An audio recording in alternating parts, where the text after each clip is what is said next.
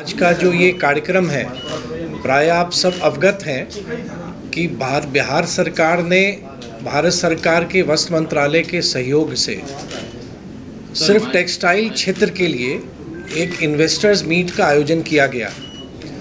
आप ये भी अवगत हैं कि दिसंबर 2024 में 11-12 को हम लोगों ने बिहार बिजनेस कनेक्ट एक बहुत बड़ा इन्वेस्टमेंट समिट भी हम करने जा रहे हैं। उसी कड़ी में आप इसको जोड़ सकते हैं कि एक टेक्सटाइल सेक्टर स्पेसिफिक ये हमारा निवेशकों के लिए एक ये कार्यक्रम आयोजित था।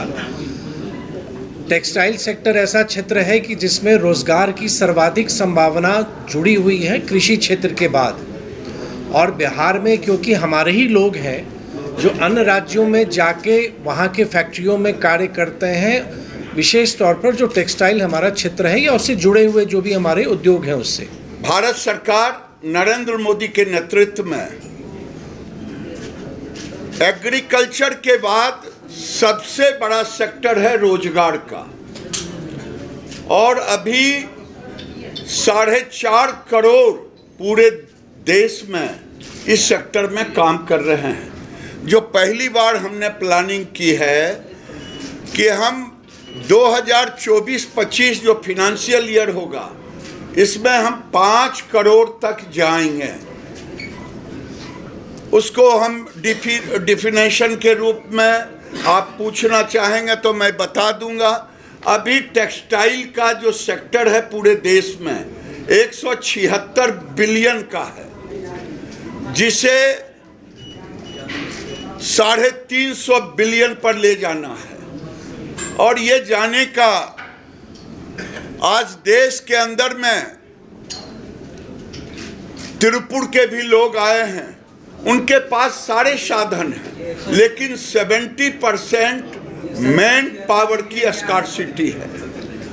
तो हमने 5-6 राज्यों को जहां रोजगार के अवसर हैं, जहां मैन पावर है, वो है उड़ीसा, वो है बिहार, वो है झारखंड, वो है उत्तर प्रदेश, वो है मध्य प्रदेश और बिहार। इसलिए मैं कह रहा हूं कि बिहार ने जो स्कीम बनाया है वो इंडस्ट्री फ्रेंडली बनाया है, इंडस्ट्री फ्रेंडली बनाया है। और इस कारण से भारत सरकार,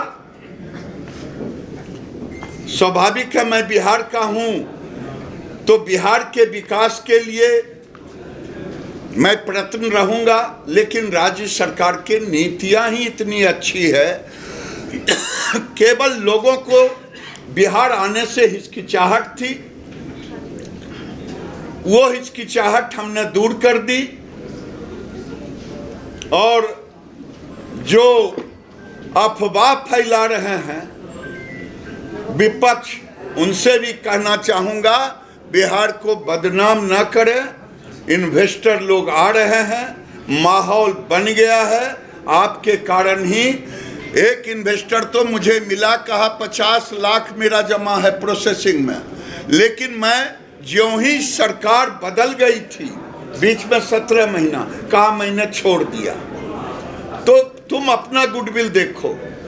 भारत सरकार देश के अंदर, मैंने कहा कि $350 बिलियन पर जाना है, और उसमें हमने $100 बिलियन एक्सपोर्ट रखा है।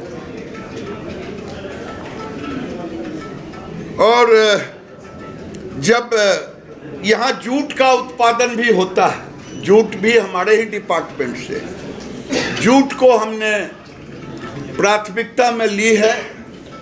जो कारपेट के लिए आज जूट और कॉटन दोनों मिला के जो सस्ती कारपेट बन रहे हैं, उसमें बिहार के रॉ मटेरियल का बहुत बड़ा योगदान है। तो मैं इतना ही कहूँगा, अब बदलता बिहार में डबल इंजन की सरकार के कारण ही आज एक माहौल बदला है।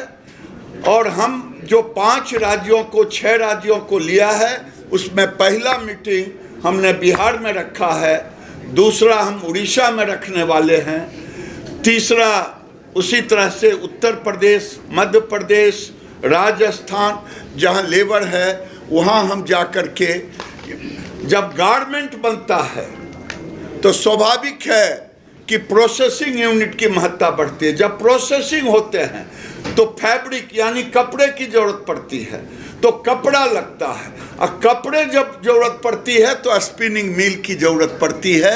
ये सब एक दूसरे का इको सिस्टम है, और ये इको सिस्टम बनाने में बिहार सरकार को कोटिशः धन्यवाद देंगे।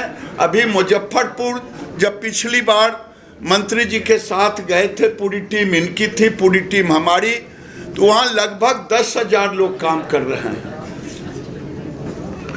बेतिया में सबसे पहले बेतिया ने शुरू की। बेतिया में सब कारीगर के कारण हुआ, बेतिया एक अच्छा क्लस्टर बन गया है।